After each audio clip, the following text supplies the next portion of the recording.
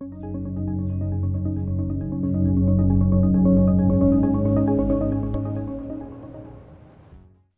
buenos días. En primer lugar, como vocal de formación y como codirector de la Cátedra de ECO, es un placer estar aquí hoy con todos vosotros, con los que estáis aquí y con los que estáis desde casa o desde la farmacia o desde donde estéis, en un día tan importante como es el Día Mundial del Enfermo.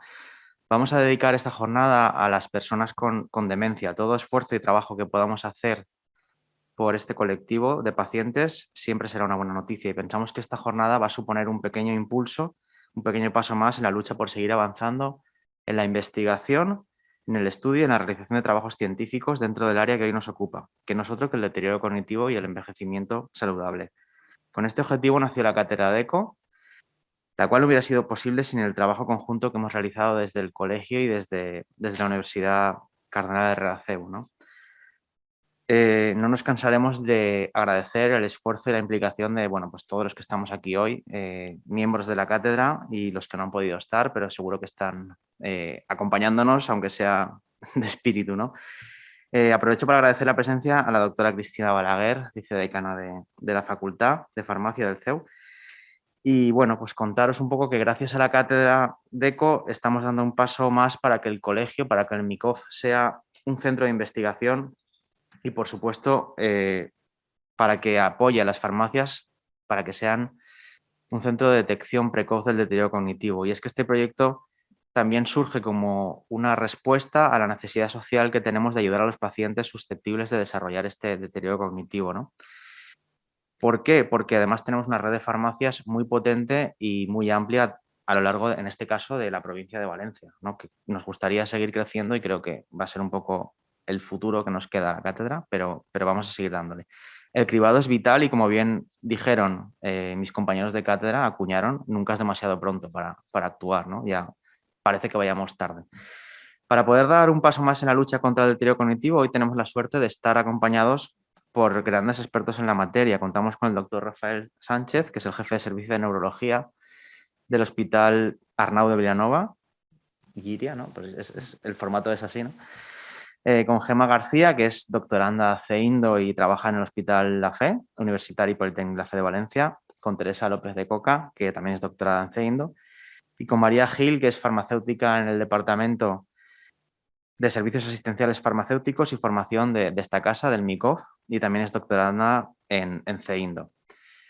Nos acompañan Ana María Ruiz, presidenta de la Asociación de Familias de Alzheimer, y también nos acompaña Lucrecia Moreno, catedrática de Farmacología de la Universidad Cardenal Errázuriz y directora de la cátedra. Agradeceros a todos la participación en la jornada, agradecer a los que estáis en casa, a los que estáis aquí. Seguro que vamos a aprender mucho. También quiero agradecer la presencia online y presencial de la Federación Valenciana de Asociaciones de Familiares de Personas con Alzheimer, FEBAFA, a la Conferencia Española de Alzheimer, CEAFA, a la Asociación Valenciana de Afectados de Fibromialgia, ABAFI, y a la Asociación Valenciana de Afectados de Artritis, AVAR. Hoy cobra especial relevancia el hecho de poder estar presencialmente en este salón de actos. Lo estaba comentando ahora con un par de compañeras. La cátedra inició su singladura semanas antes de marzo del 20. ¿Quién nos iba a decir que lo que nos iba a venir encima, ¿no? Y la mayoría de acciones y actos han estado condicionados por la pandemia, por los Zooms, por la no presencialidad, ¿no? No es una excusa, pero nadie sabíamos lo que venía y tiene más mérito lo que hemos conseguido en estos años, en estos ya años, desde la cátedra. Por ello es un orgullo ver la evolución del proyecto y además ver que las nuevas tecnologías en este caso nos han servido para avanzar y no para distraernos, que es un poco lo que estamos viendo en la sociedad, ¿no? Lo vais a poder comprobar en unos minutos. Animar a los compañeros que todavía no estéis participando y colaborando, compañeros farmacéuticos, y que estén dudando si sumarse o no al proyecto, que den ese pasito, que empieza ahora una serie de webinars a partir del 17, que son muy interesantes para ponerse al día y para unirse a este proyecto, porque los farmacéuticos queremos ser un pilar fundamental para la sociedad, ya lo somos, pero queremos serlo más y ayudar en todo lo que podamos. El ciclo de webinars que empieza la semana que viene se llama Factores para vivir neuroprotegidos de la A a la Z Y van a ser 26 sesiones online gratuitas y semanales, ¿vale? Las podéis seguir a las 3 de la tarde a través de la plataforma Zoom y hoy me dicen que se lanza la inscripción, con lo cual creo que es muy importante que estéis atentos, os llegará la comunicación a través del colegio con los canales habituales, pero podéis apuntaros y podéis ir formándoos y viendo el trabajo que hacemos desde la Cátedra de ECO. En ellas profundizaremos, en las publicaciones más recientes sobre todos estos factores relacionados con la demencia y os invitamos a apuntaros y asistir virtualmente. En la web del colegio, en la apartado de formación, vais a tener toda la información y sabed que si no podéis asistir a alguna en directo, se quedan grabadas, con lo cual no hay excusa para no estar apuntados. No me enrollo más, sin más dilación quiero ceder la palabra a nuestro primer ponente, el doctor Rafael Sánchez, que nos va a hablar sobre el diagnóstico de la enfermedad de Alzheimer en fases precoces. Muchas gracias a todos.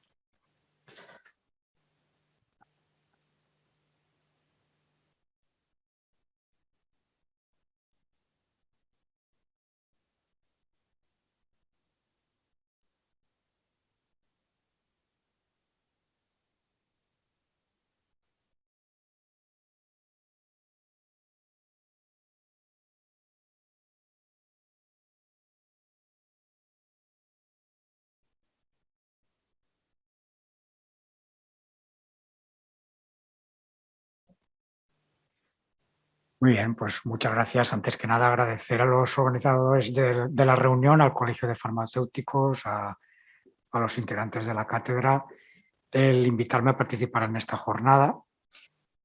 Y bueno, si veis el título que he dado a mi charla, pues podéis deducir que consta básicamente de dos partes. Una primera parte que sería el proceso, las consideraciones técnicas que comporta el diagnóstico precoz en la enfermedad de Alzheimer, y una segunda parte que tiene que ver sobre todo con la repercusión que tiene en la persona a la cual diagnosticamos esta enfermedad.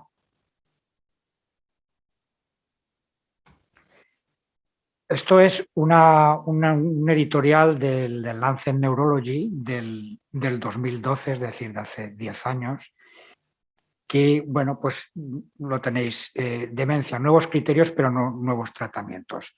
En el año 2011-2012, pues para los neurólogos fueron muy importantes porque pasamos de diagnosticar la enfermedad de Alzheimer con criterios fundamentalmente clínicos a utilizar una serie de biomarcadores que hicieron que el diagnóstico de la enfermedad pues fuera mucho más seguro.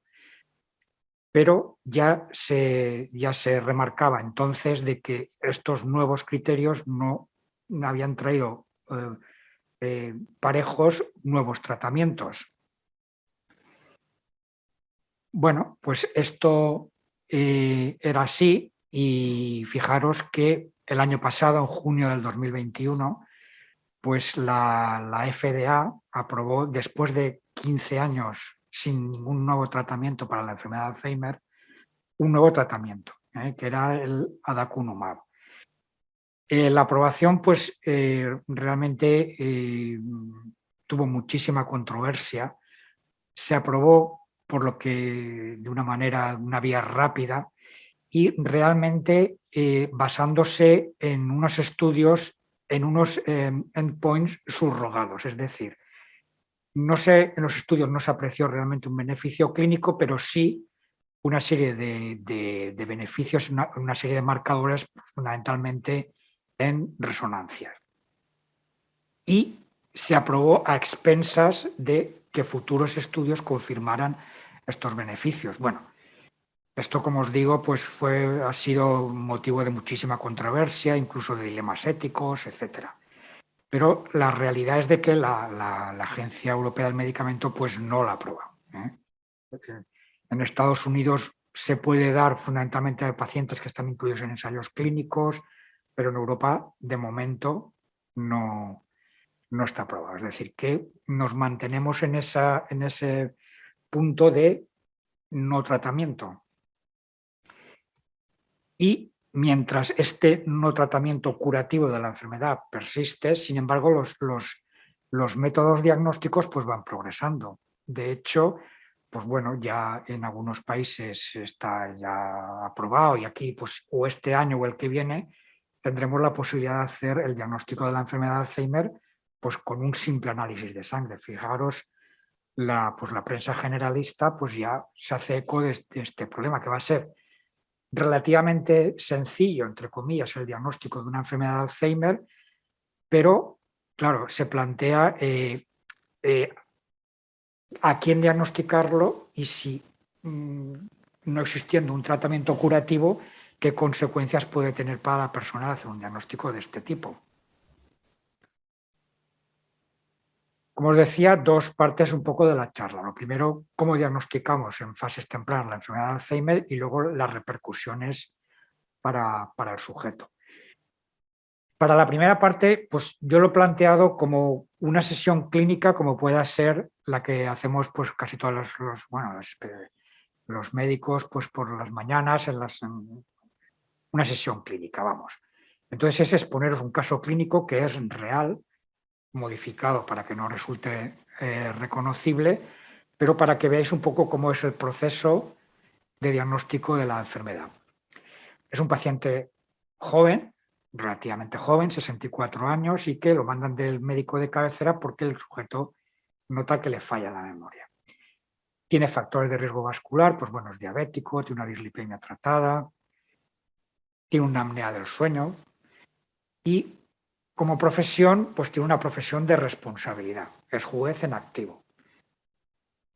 Y en los antecedentes, pues bueno, tiene su madre y 3 tías maternas que padecieron la enfermedad. Entonces él sabe perfectamente en qué consiste la enfermedad, cómo evoluciona prácticamente desde el principio. Viene solo la consulta, eso también siempre es importante reflejarlo en la historia porque la información que nos da el sujeto es importante, pero la que nos dan los testigos es tanto más importante. Y bueno, pues lo que cuenta es que desde hace unos 2 años él nota que algo falla, que está olvidadizo, que no deja dónde deja el objeto, dónde deja las llaves, que hay que repetirle a veces las cosas más de lo habitual. Él, bueno, pues está muy atento y entonces considera que en su trabajo pues rinde más, pero precisamente esa susceptibilidad pues hace que esté más, se fija más y está más preocupado porque piensa que bueno, pues eso puede repercutir en su trabajo.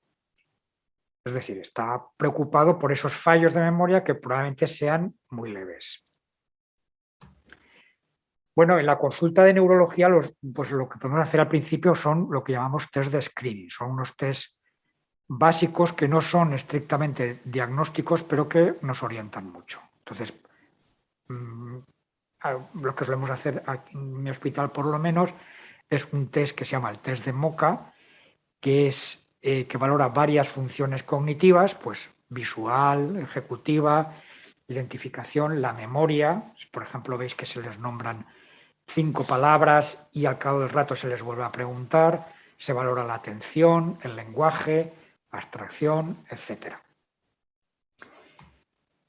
Entonces, cuando se le pasa este test al paciente, pues lo hace todo bien, pero ya salta un poco la alarma porque al valorar la memoria, el recuerdo diferido, vemos que de 5 palabras, pues responde 3 y 2 las fallas. Y dices, bueno, poca cosa, pero bueno, algo hay.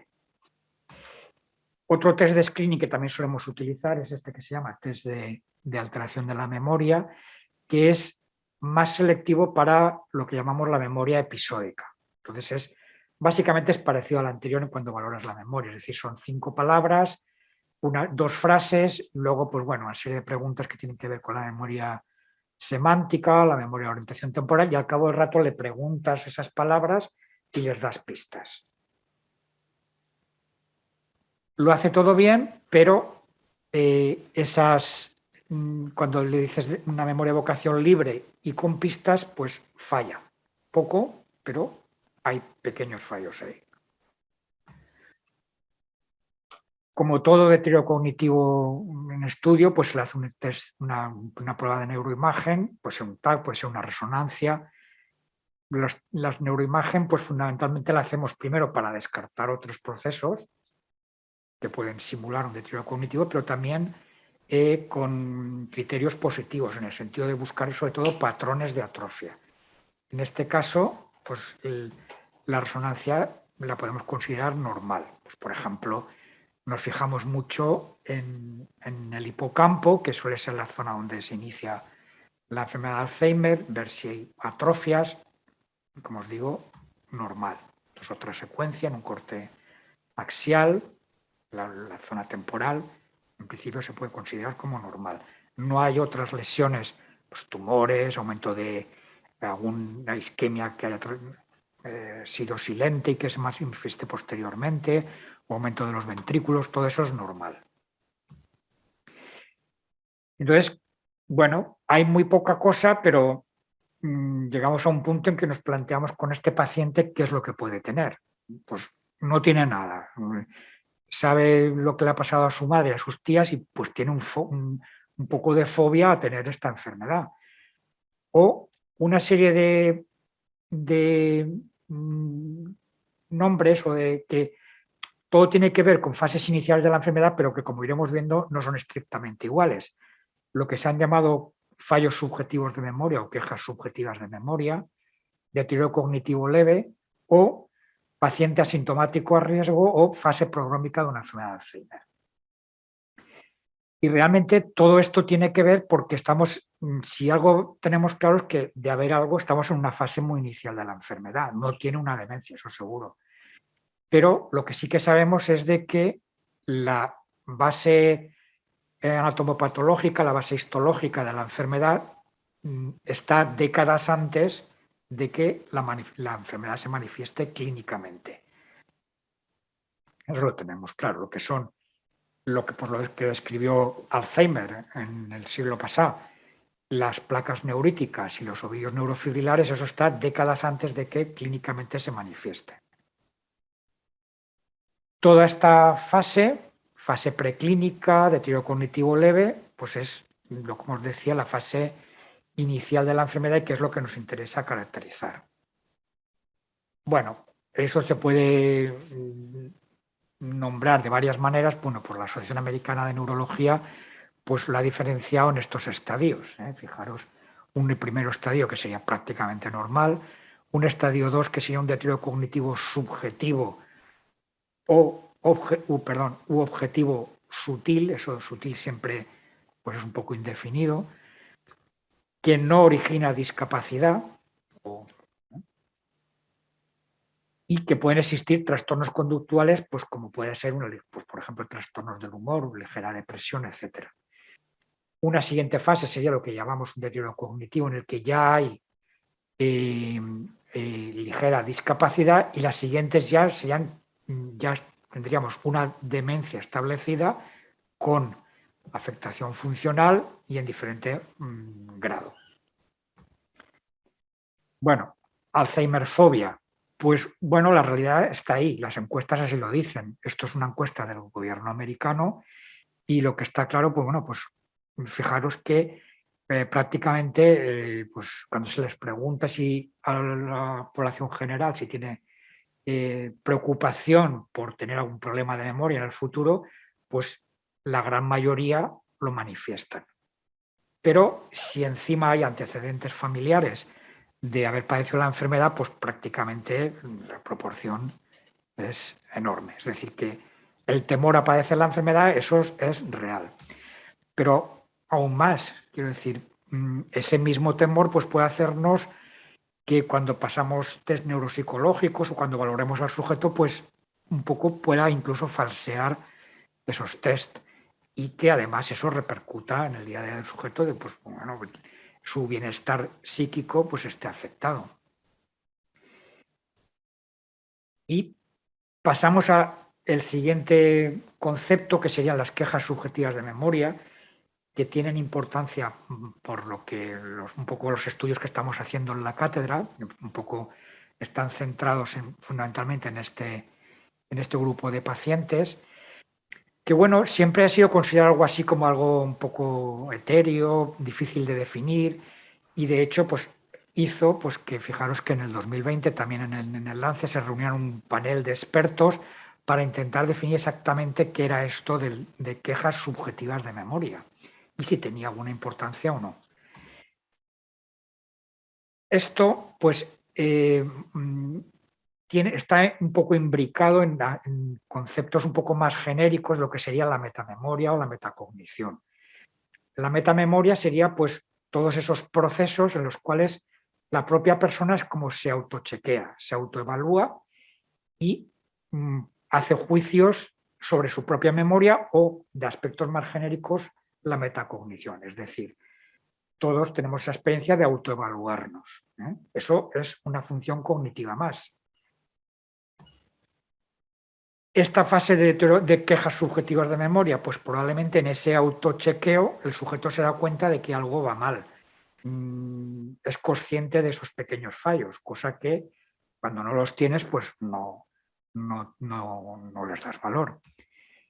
Y fijaros, la definición de queja subjetiva de memoria es esta: una disminución persistente de la capacidad cognitiva autoexperimentada.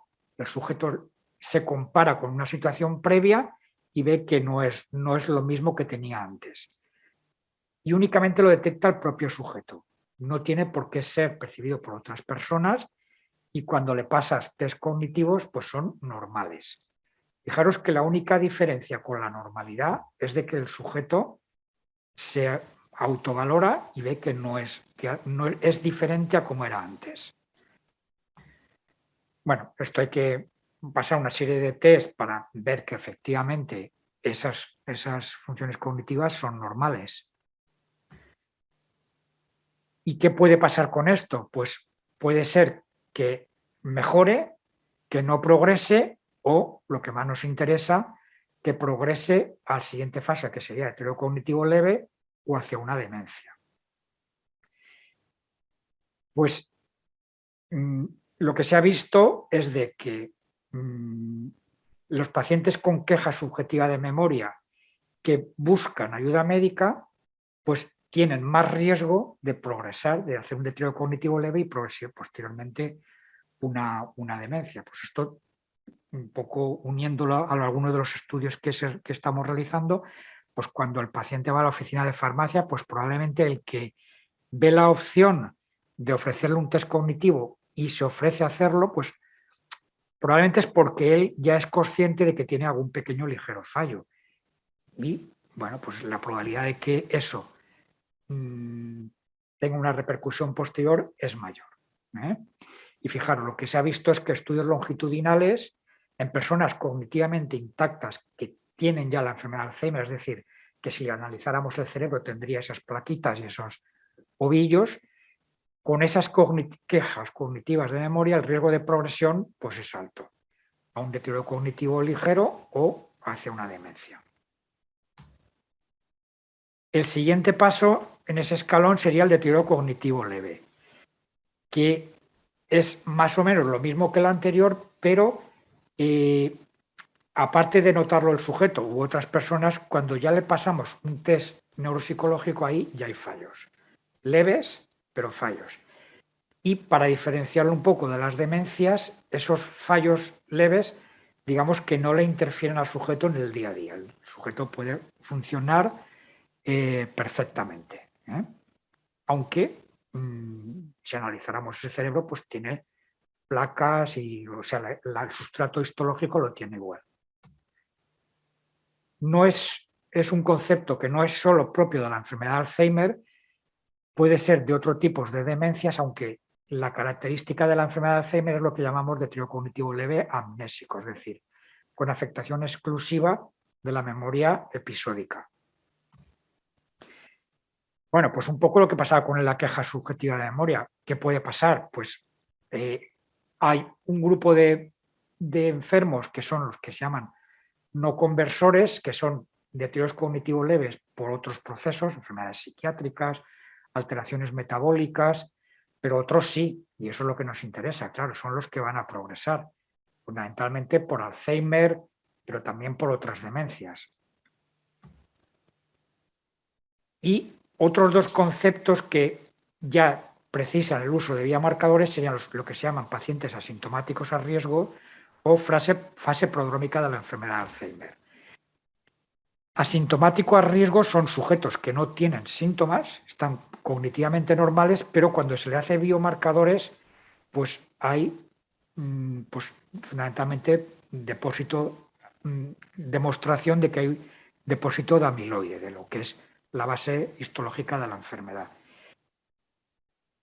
Teóricamente no está indicado hacer test, pues ahora veremos cuáles son, en sujetos cognitivamente sanos, pero la realidad es de que esto cada vez se hace más. Quiero decir, por diversos motivos son sujetos que, bueno, pues que están cognitivamente sanos, pero que por algún motivo se les hace una de estas pruebas y sale alterada. Estos serían los sujetos asintomáticos de riesgo.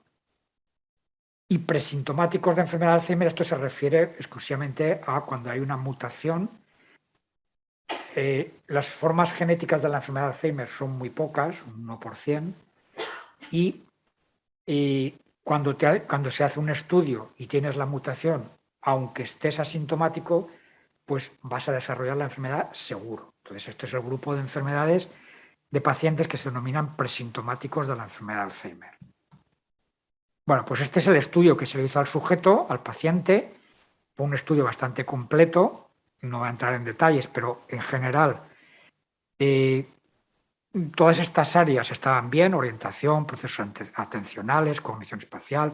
No sé, es un estudio muy prolongado, puede llevar pues 2 o 3 horas, pero cuando se le hace el estudio específico de la memoria a corto plazo, pues hay fallos.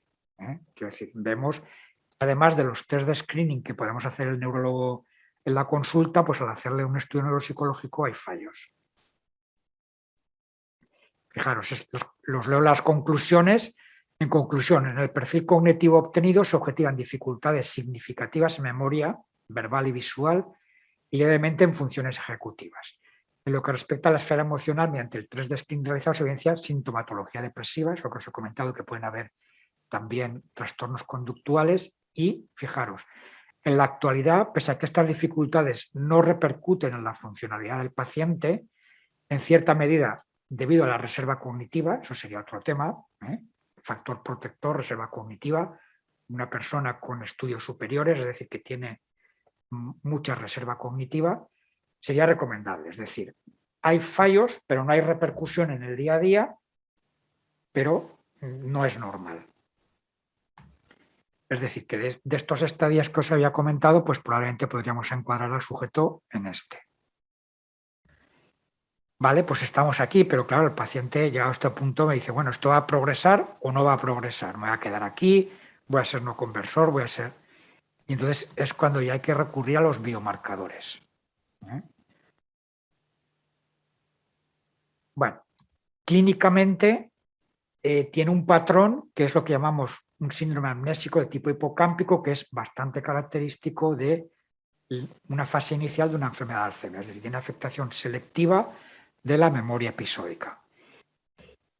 Y ya os digo, hay que recurrir, para decirle algo más, a los biomarcadores. Bueno, todos sabéis lo que es un biomarcador, es algo, una característica que, medida y evaluada de forma objetiva, pues nos puede indicar un proceso biológico normal o patológico.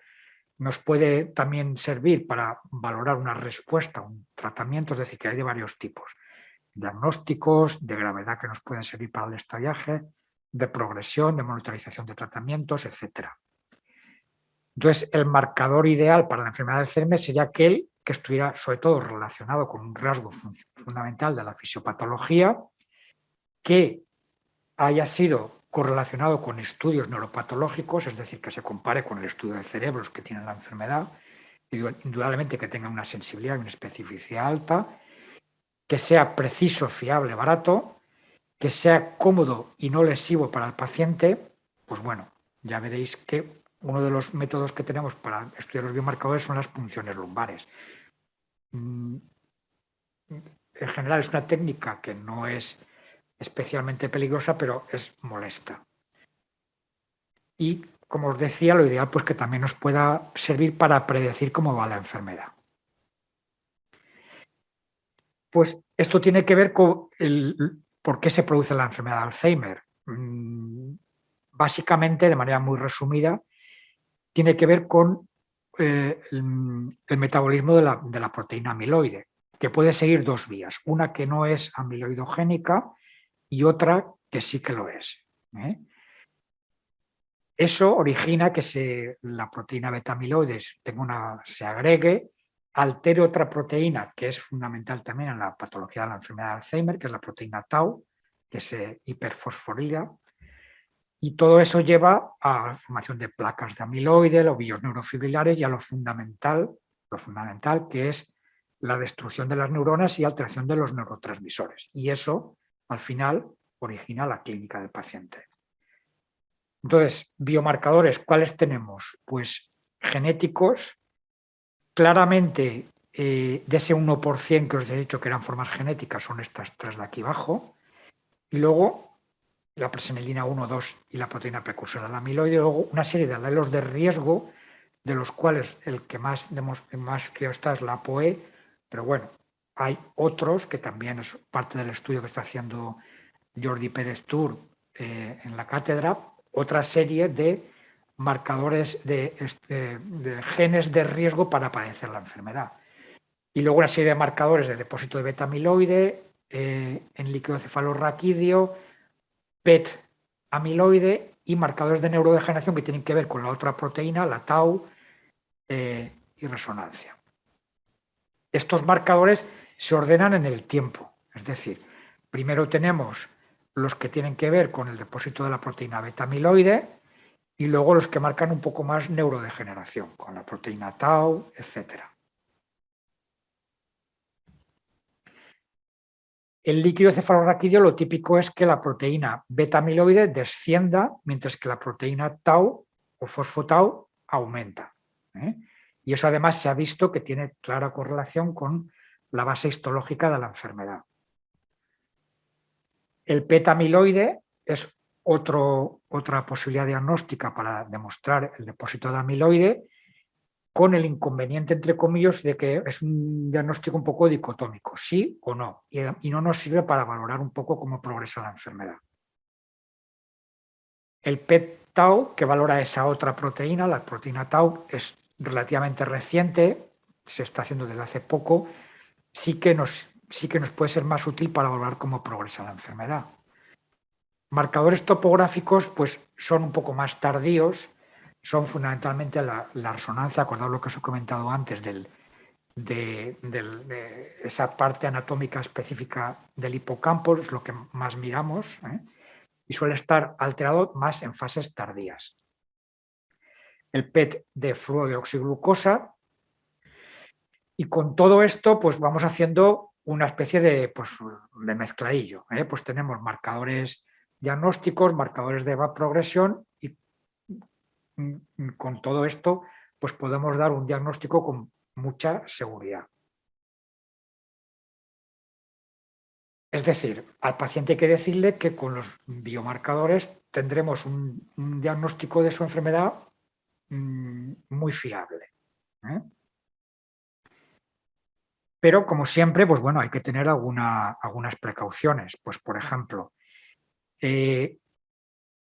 para las determinaciones en líquido cefalorraquídeo, hay que considerar que en diferentes centros los valores pueden ser diferentes y que hay que ser muy estrictos, pues por ejemplo, cómo se toman las muestras. Pues por ejemplo, se necesita un tubo especial, tiene que estar refrigerado, es decir, que en eso hay que ser bastante estricto.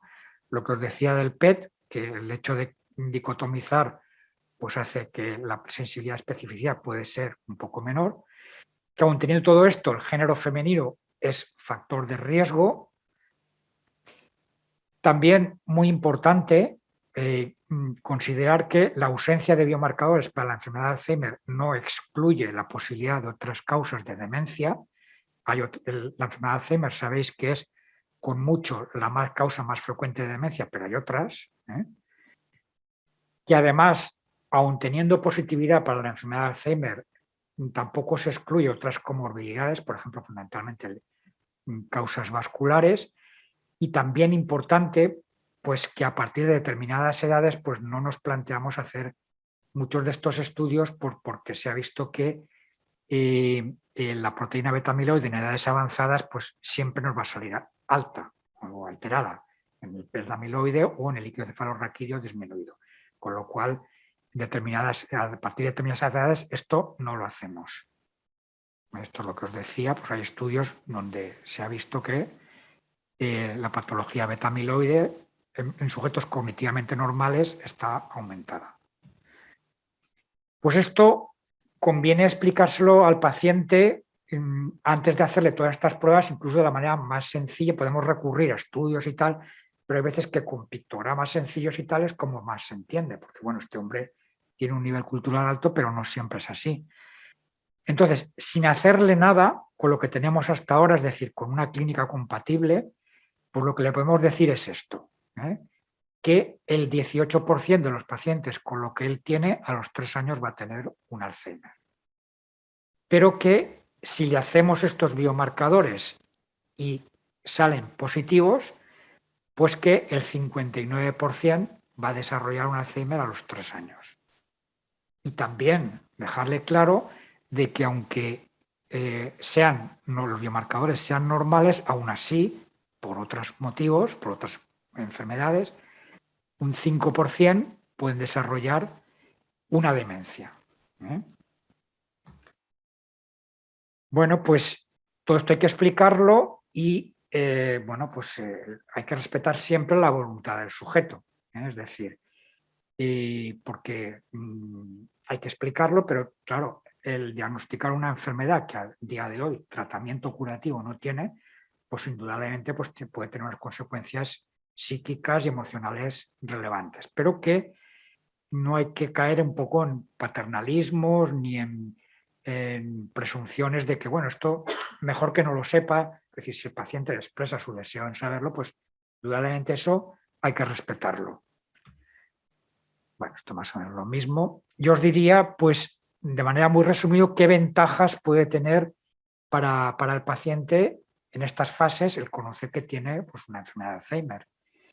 Pues conocer la causa de sus síntomas, eso es muy importante, es decir, no es disminuir un poco la incertidumbre de por qué me está pasando lo que me noto, acceder a un tratamiento sintomático. Sabéis que tenemos tratamientos que son sintomáticos, que no son curativos, pero que sí que modifican un poco el curso de la enfermedad, es decir, que algo hacen.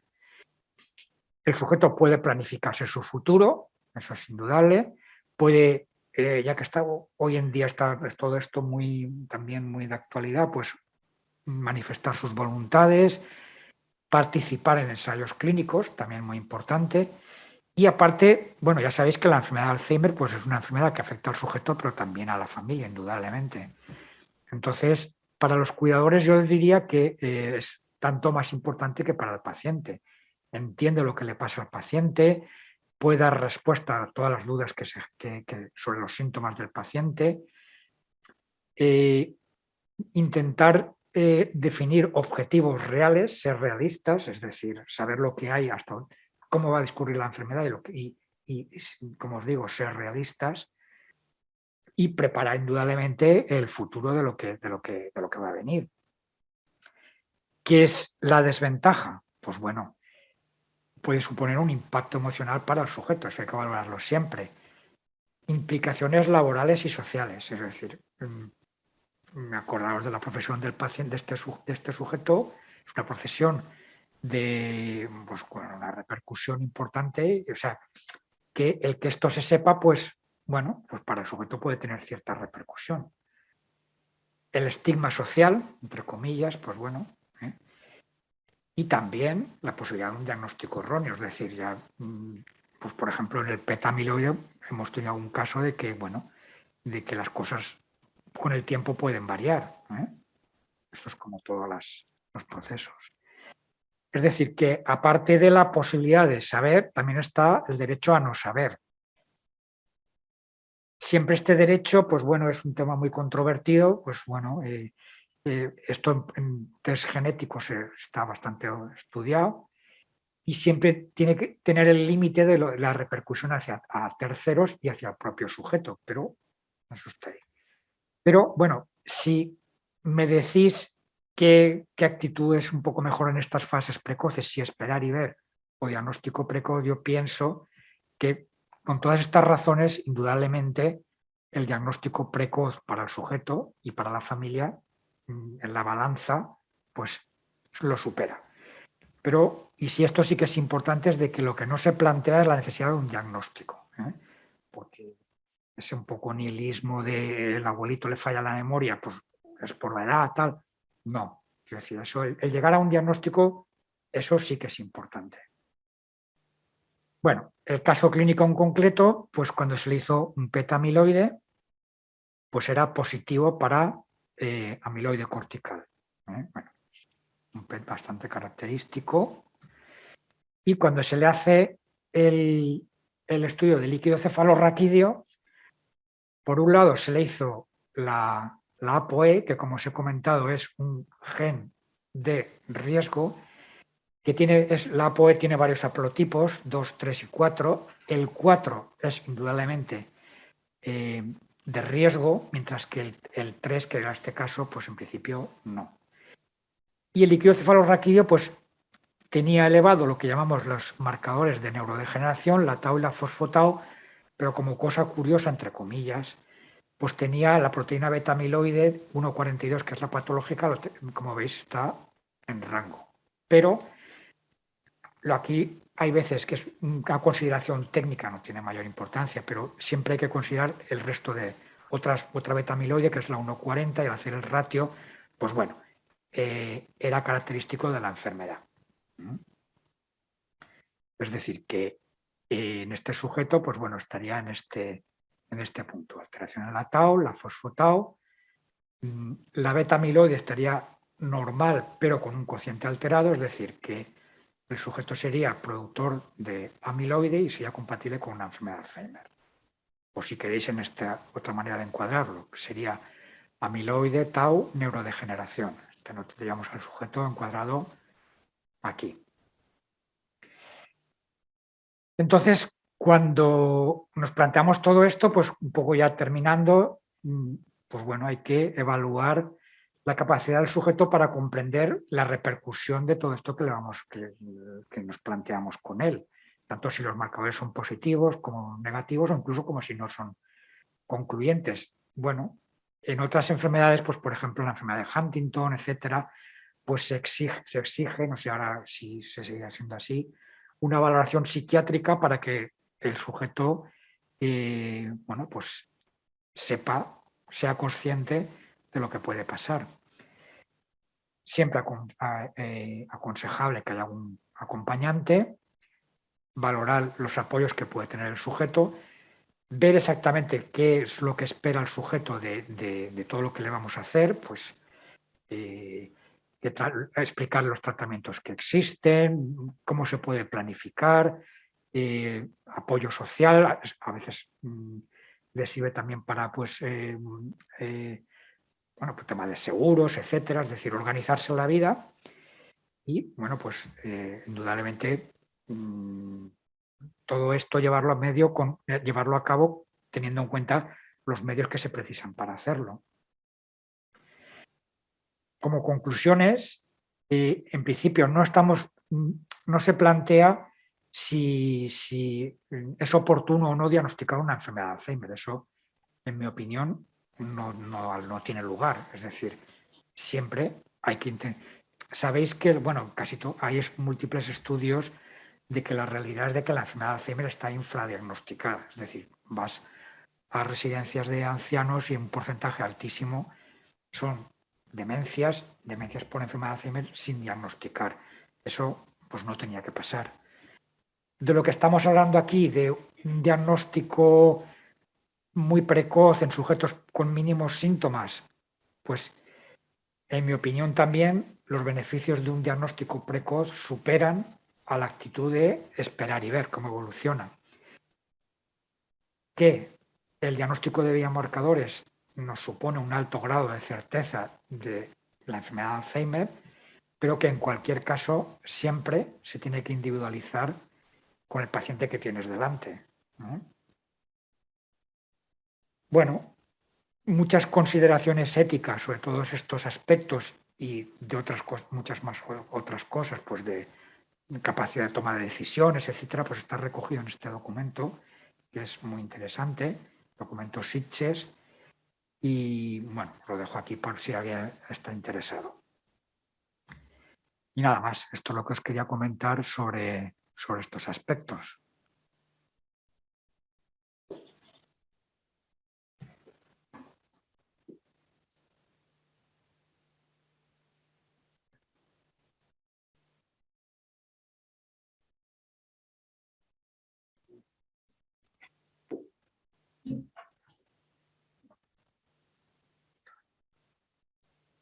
Vale.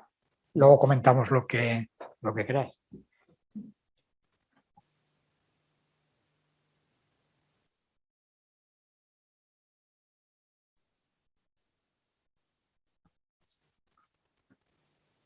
Bien, pues continuamos con Gemma García, que es la siguiente ponente. Como os ha comentado antes la bienvenida, Gemma es farmacéutica, doctoranda en CEINDO y en el Hospital Universitari Politécnic La Fe de Valencia, y también es miembro de la Cátedra DECO.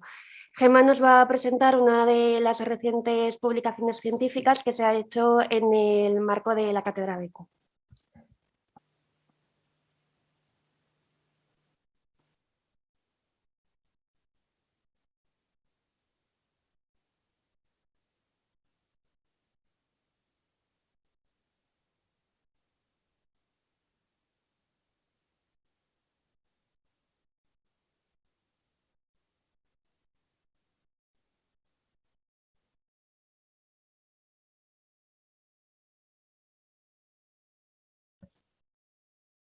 Bien, pues en primer lugar agradecer la invitación al MICOF, a la jornada de hoy y a la Cátedra DECO, del cual pues formo parte como doctoranda en mi caso.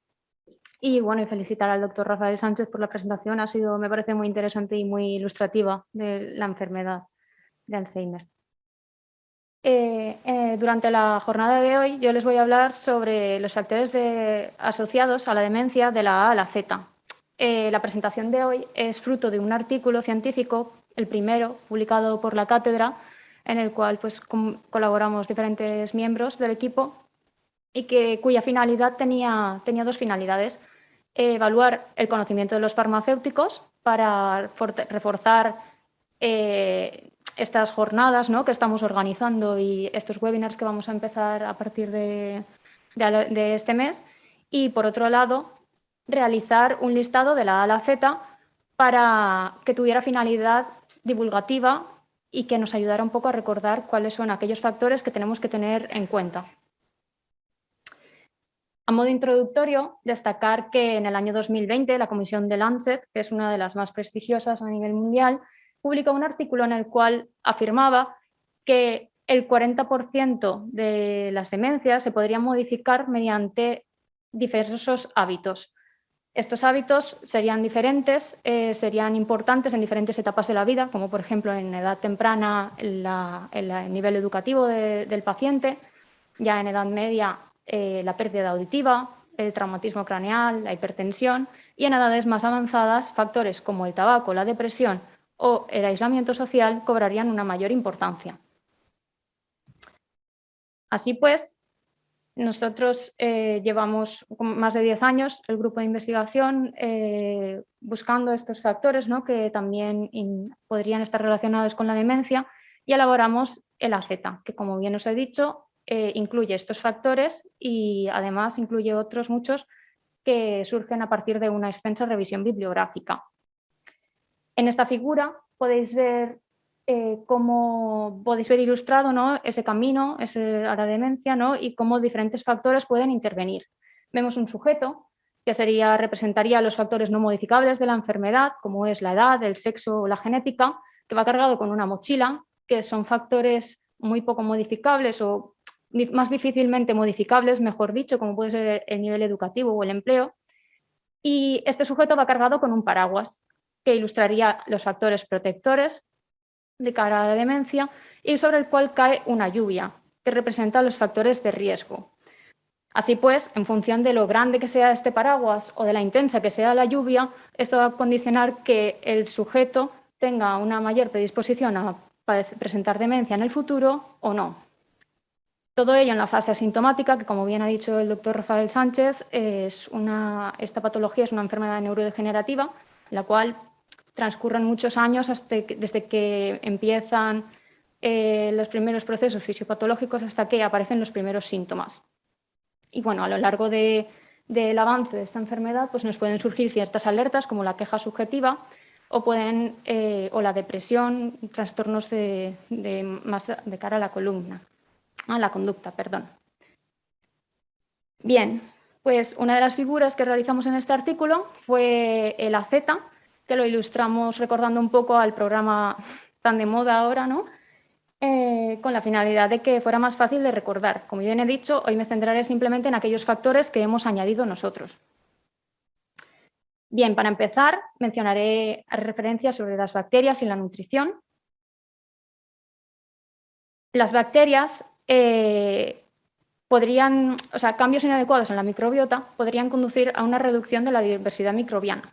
Eso puede producir inflamación que está estrechamente relacionado con enfermedades neurodegenerativas. Así pues, la dieta mediterránea destaca, entre otras dietas, por el elevado contenido en factores protectores como el omega 3, omega 6 y antioxidantes y por vitaminas del grupo B. Por otro lado, destacar que, por ejemplo, la cúrcuma, combinada con pimienta negra, también se caracteriza a nivel bibliográfico por un potente efecto antiinflamatorio. En cuanto a las bacterias, se me ha olvidado, y la nutrición, destacar que más tarde comentará mi compañera Teresa, está trabajando en una línea de investigación para poder ofrecer mayores resultados en el futuro. Con la F vamos con los fármacos, que sería la línea de investigación que estamos desarrollando en el Hospital La Fe. Y bueno, destacar que los fármacos realmente no se pueden entender como protectores ni de riesgo, porque detrás de los fármacos siempre se debe tener en cuenta que llevan detrás una patología. Entonces, no serían determinantes para la enfermedad, sino que podrían modificar, en cierta manera, y en función del tipo de fármaco que se tome, en una mayor progresión o no. Fármacos de riesgo o que podrían ser contraproducentes destacan los anticolinérgicos y las benzodiazepinas. Las benzodiazepinas se han asociado tradicionalmente a la demencia por este efecto amnésico, ¿no? que tienen, pero actualmente existe mucha controversia, ¿no? En cuanto a los protectores, destacan los antiinflamatorios y los antihipertensivos. Los antiinflamatorios también están en investigación porque depende mucho del tipo de antiinflamatorio que fuera, y lo mismo ocurriría con los antihipertensivos.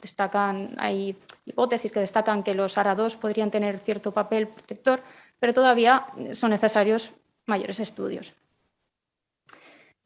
Bien, os voy a hablar un poquito a modo introductorio. Aquellos que pudisteis asistir al webinar que realizamos el año pasado o este verano sobre los anticolinérgicos, ¿no? Recordar un poco que al inicio de las primeras investigaciones que surgieron sobre la enfermedad de Alzheimer, detectaron que la enzima colina acetiltransferasa estaba un 90% más baja en pacientes con enfermedad de Alzheimer. Así pues, uno de los tratamientos sintomáticos, ¿no? Los inhibidores de la acetilcolinesterasa, tienen como función inhibir esta enzima y aumentar la concentración de acetilcolina para que así llegue al receptor. Si nosotros además damos anticolinérgicos, lo que vamos a impedir es que esta acetilcolina pueda llegar al receptor, aumentar la concentración y así producir toxicidad, por lo cual los anticolinérgicos realmente serían contraproducentes en este sentido. Bien, en el webinar pasado, una de las limitaciones que encontrábamos en cuanto a los anticolinérgicos es que hay muchísimas escalas y no había ninguna propia aquí. Entonces, el pasado mes de enero, si no recuerdo mal, desde el equipo de la cátedra de ECO publicamos la escala de anticolinérgicos CRIDECO, que reúne 217 fármacos, incluye fármacos comercializados en España y está realizada a partir de una revisión sistemática por el casi ya doctor Hernán Ramos. Así pues, aprovechamos y realizamos un análisis para ver si realmente estos fármacos anticolinérgicos, o sea, aquellos pacientes que tienen una carga anticolinérgica relevante, tenían una mayor predisposición o presentaban puntuaciones compatibles con deterioro cognitivo o no. De este modo vimos que efectivamente aquellos pacientes que tenían una carga anticolinérgica importante sí presentaban deterioro cognitivo en mayor proporción a aquellos que no. Y por otro lado vimos también que nuestra escala tenía una mejor estimación de esta carga anticolinérgica, también en parte porque reunía mayores principios activos.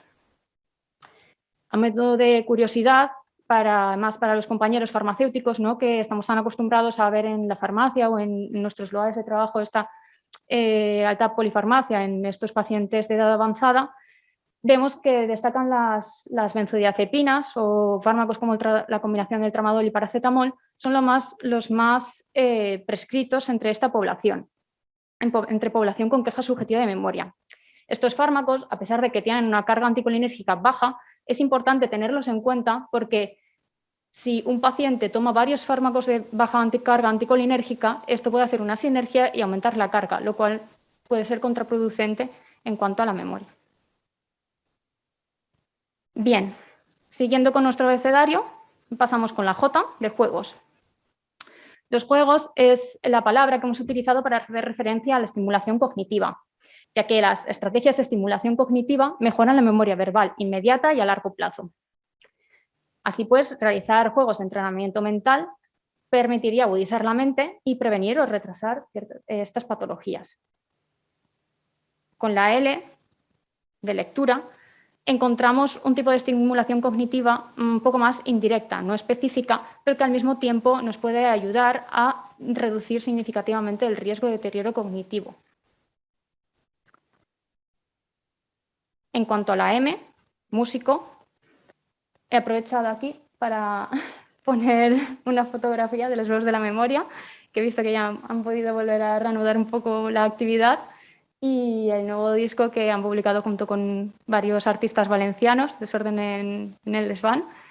Y nada, destacar que en este sentido, pues dar la enhorabuena y felicitar por esta iniciativa, ¿no?, que las actividades musicales, como tocar instrumentos o cantar, mejoran el rendimiento a nivel cognitivo y pueden promover plasticidad cerebral, aumentar la materia gris y ejercer un efecto beneficioso en este tipo de pacientes.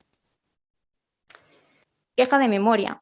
Bueno, aquí poco me queda por añadir después de la presentación del doctor Rafael Sánchez, y es el síntoma de alarma más común. Estos pacientes notan que algo no va bien, ¿no?, y o bien el paciente o bien un familiar. Es importante que no pase desapercibido este síntoma, ya que aumenta y facilita el diagnóstico precoz de los pacientes.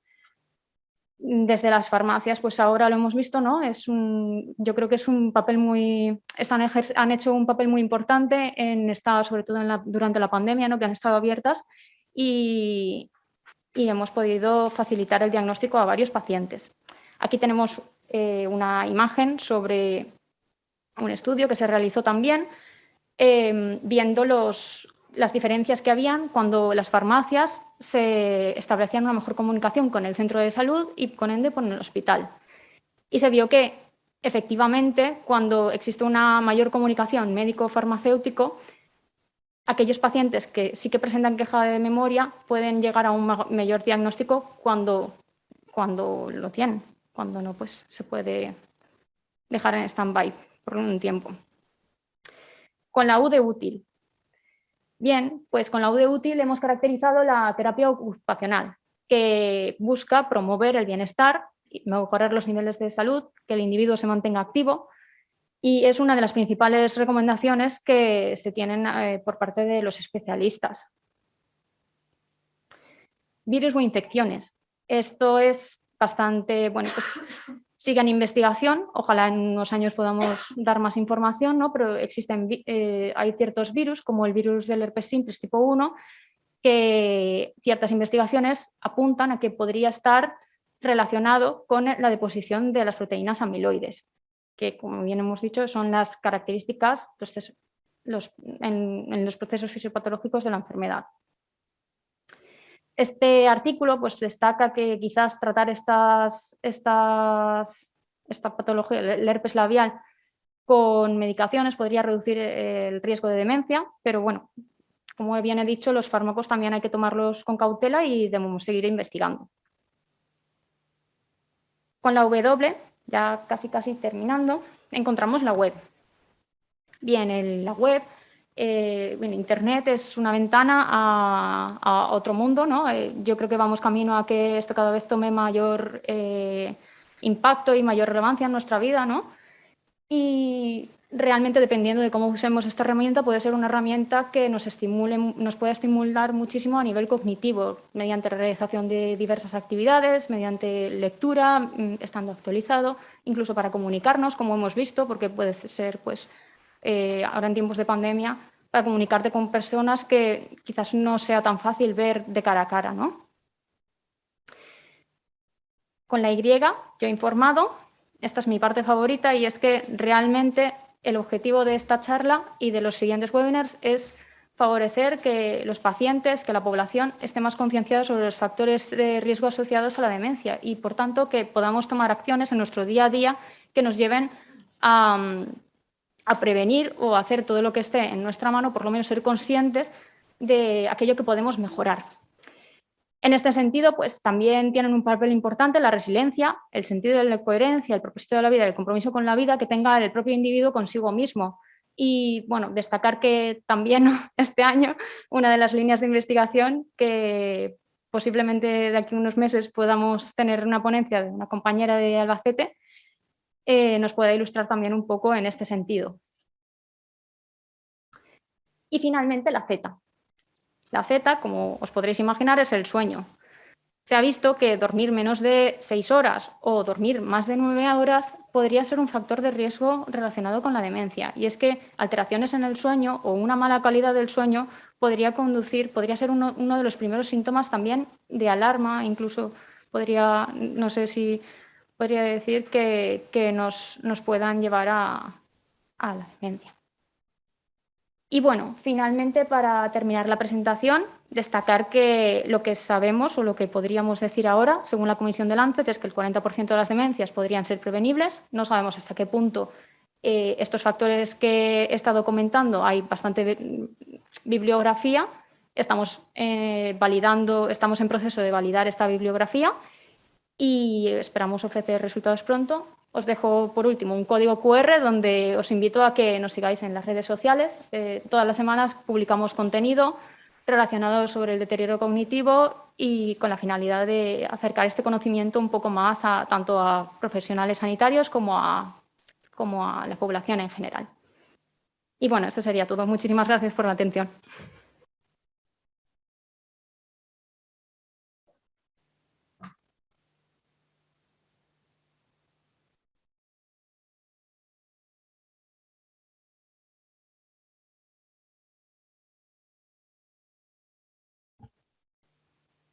Pues continuamos con nuestra siguiente ponente, Teresa López de Coca, que es doctoranda en CEINDO y miembro de la Cátedra DECO, y que nos va a hablar sobre el proyecto nutricional en el que está colaborando. Si tenéis cualquier duda que queréis trasladarnos, nos la podéis hacer llegar al final de la jornada, y los que estéis conectados vía online también a través del chat nos lo podéis trasladar.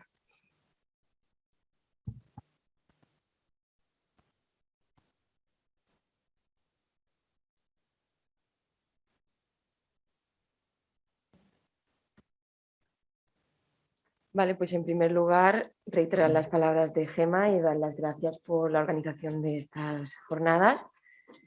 Las gracias darle también al doctor Rafael Sánchez por su magnífica intervención y a mi compañera Gema. Y por supuesto, lo primero quería disculpar a Marta Sala, también doctoranda en CEINDO, que es la que ha llevado a cabo este proyecto. Se encuentra ahora mismo en Canadá replicando todas estas intervenciones que estamos haciendo para poder tener una mayor población y poder comparar. Bueno, os pongo un poquito en situación. El año pasado llevamos a cabo un estudio en colaboración con las asociaciones de artritis y de fibromialgia de aquí de Valencia, a las que les quiero agradecer también su colaboración.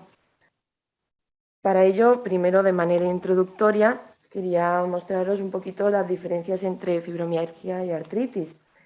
Mientras que la artritis reumatoide es una patología que cursa con dolor crónico e inflamación, tiene una etiología desconocida, pero se sabe que tiene una articulación de las deformidades. Conforme va avanzando con el tiempo, sus manos, sus articulaciones en general se van deformando.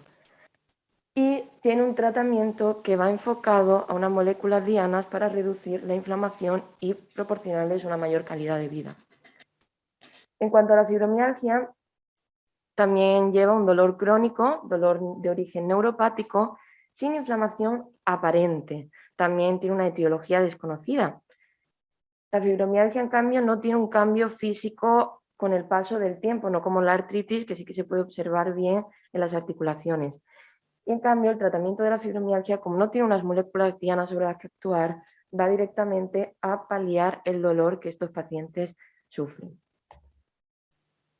En este sentido, reclutamos un total de 56 pacientes, 33 fueron reclutados en la Asociación Valenciana de Fibromialgia y 23 en la Asociación de Artritis. Ambos grupos tenían la misma media de edad y consumían el mismo número de fármacos diarios de media. A todos ellos se les preguntó sobre la queja subjetiva de memoria, en la que no voy a entrar después de la intervención de don Rafael Sánchez. 4 test de alteración de la memoria, una escala geriátrica de depresión, se le preguntaron todos los factores de riesgo, prevención de deterioro cognitivo de la A a la Z que ha comentado antes mi compañera Gema, y 2 encuestas sobre la nutrición de estos pacientes.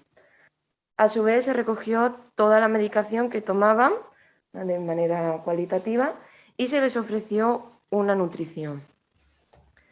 Como podemos observar en el diagrama de flujo, de los 23 pacientes con artritis, 15 se ofrecieron a participar en la dieta antiinflamatoria, de los cuales 9 a su vez tomaban cúrcuma latte junto con piperina, mientras que del grupo de fibromialgia, de los 33 pacientes reclutados, solamente 17 continuaron con dieta antiinflamatoria, de los cuales 9 también tomaron cúrcuma.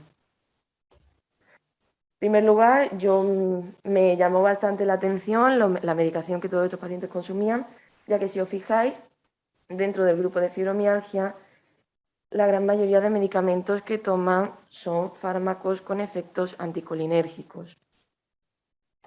Mientras que artritis reumatoide, su primera línea de defensa son glucocorticoides, fármacos frente al factor de necrosis tumoral y fármacos antirreumáticos modificadores de la enfermedad. En segundo lugar, sí que tenemos antidepresivos ansiolíticos que se consideran que tienen estos efectos anticolinérgicos. Aquí yo ya me he querido meter un poquito en farmacología y comentar que esos efectos anticolinérgicos pueden alterar los mecanismos de atención, aprendizaje y memoria. Por tanto, estos pacientes podrían manifestar demencia o incluso falsos test positivos cuando se le evalúa la cognición. Por otro lado, como me llamó muchísimo la atención, quise coger un grupo control de pacientes, misma media de edad también, sin patologías previas. Como fijáis, solamente del consumo de anticolinérgicos se puede ver claramente la diferencia entre los pacientes, cuando incluso hay algunos pacientes de fibromialgia que toman hasta 7 fármacos con efectos anticolinérgicos diariamente. Si nos metemos en la depresión, divididos en artritis y fibromialgia, podemos ver que un 39% de los pacientes de artritis reumatoide presentaron síntomas compatibles con depresión, pero solamente un 4% de ellos con una depresión severa. En cambio, en fibromialgia, el 48% de los pacientes presentaron depresión severa y un 31% depresión moderada. Total de 79% de los pacientes de fibromialgia tenían algún tipo de depresión. En cuanto al deterioro cognitivo, dividimos al principio por queja subjetiva de memoria, ambos grupos, y como comentaba el doctor Rafael Sánchez, si tiene queja subjetiva de memoria no tiene por qué manifestar la patología, es simplemente que el paciente se encuentra con esa sintomatología, pero podemos observar que casi un 43% de los pacientes que alegaban tener queja subjetiva de memoria dieron positivo en los test de detección de deterioro cognitivo. También artritis reumatoide y fibromialgia disminuyeron esos porcentajes, también en población mayor de 50 años, eran jovencitos. Volviendo con los fármacos anticolinérgicos, en total, en todo el grupo, 130 fármacos anticolinérgicos entre 51 pacientes. 92 en fibromialgia, 33 en artritis, solamente 5 de ese grupo control que os comentaba que había cogido para comparar. Todos los pacientes que tenían deterioro cognitivo estaban en consumo con anticolinérgicos y 31 de los 33 pacientes de fibromialgia y artritis que dieron positivo en depresión también estaban tomando bajo tratamiento de fármacos con efectos anticolinérgicos. Encontré una revisión de la Comunidad Valenciana a fecha de febrero de 2020, donde estimaba que casi 600.000 pacientes se encontraban bajo tratamiento con uno o varios fármacos que tenían efecto anticolinérgico, donde el 41% de ellos eran mayores de 70 años, un 16% de la población total. Vengo a referirme con esto, sobre todo, dar la enhorabuena por el pedazo de artículo que acabáis de sacar de la escala anticolinérgica. Esperemos que se puedan mejorar estos valores y ofrecerles una mayor calidad de vida. Hablando de la microbiota intestinal, se recogieron muestras a todos los pacientes antes y después. He puesto una imagen del antes únicamente, puesto que estamos todavía terminando con más pacientes de artritis que estamos reclutando. Sin embargo, todos aquellos que nos entregaron las muestras, tanto de artritis como fibromialgia, a lo largo del fin de semana recibirán sus informes. Se puede observar cómo el filo predominante es Firmicutes, eso es común en la población en general, y el siguiente filo Bacteroidota. Si os fijáis bien en la gráfica de artritis, que es la primera que aparece allí a mano derecha, hay una mayor biodiversidad dentro de cada filo en comparación con el grupo de fibromialgia. Sin embargo, no podemos dar datos todavía preliminares, demasiado pronto, seguimos analizando. Y hablando un poquito de la nutrición de estos pacientes, volvimos a dividir en queja subjetiva de memoria y luego ambos grupos por separado. Se vio que un 25% de los pacientes que alegaban tener queja de memoria estaban en riesgo de desnutrición. Más o menos esos porcentajes se extrapolan perfectamente al grupo de artritis reumatoide. Sin embargo, aquellos con fibromialgia, casi un 45%, se encontraban en riesgo de desnutrición, que no tiene nada que ver con el índice de masa corporal, porque se refiere sobre todo al aporte de nutrientes que reciben esos pacientes. Si vemos la gráfica de depresión, la siguiente, dividimos entre pacientes en riesgo de desnutrición y pacientes sin riesgo de desnutrición. Si observamos aquellos que estaban en riesgo de desnutrición, en ambos grupos el 80% dieron positivos en la escala geriátrica de depresión. Esto también es un poquito la pescadilla que se muerde la cola. Un paciente que está deprimido suele dormir mal, se suele alimentar mal y se suele aislar mal, que son los factores de riesgo que ha comentado antes mi compañera Gema. Sin embargo, en los pacientes sin riesgo de desnutrición, el grupo de fibromialgia se mantenía igual, rondando el 80% dieron positivo en la escala geriátrica de depresión, mientras que en artritis solo un 33,30%. El estudio nutricional que abarcó 4 meses, sí que os voy a dar unos poquitos datos. Los pesos disminuyeron ligeramente a lo largo del estudio. El IMC también ligeramente disminuyó, al final hay un pelín de repunte. En cambio, la grasa corporal a lo largo del estudio sí que se vio que fue decreciendo, mientras que el porcentaje de agua fue aumentando tras la intervención nutricional en estos pacientes. Y ya por último y para terminar, quería dejar una infografía que hicimos de recomendaciones sobre una dieta antiinflamatoria. Todo esto era lo que recibían los pacientes, muchísimo más detallado, donde lo principal era la eliminación de aceites refinados, fritos, grasas animales y margarina, y aumento del consumo de frutas, verduras, omega 3, aceites de oliva y de proteínas animal, vegetal y sobre todo frutas y verduras antioxidantes. Muchas gracias.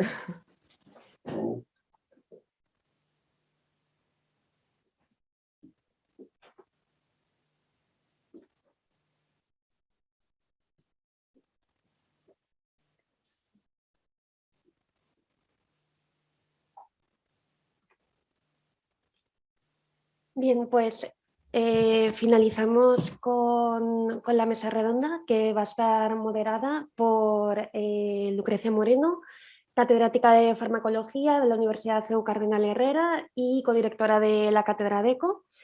En esta ocasión contamos de nuevo con el doctor Rafael Sánchez, con Gemma García y se une esta vez Ana María Ruiz, que es presidenta de la Asociación de Familiares de Alzheimer de Valencia.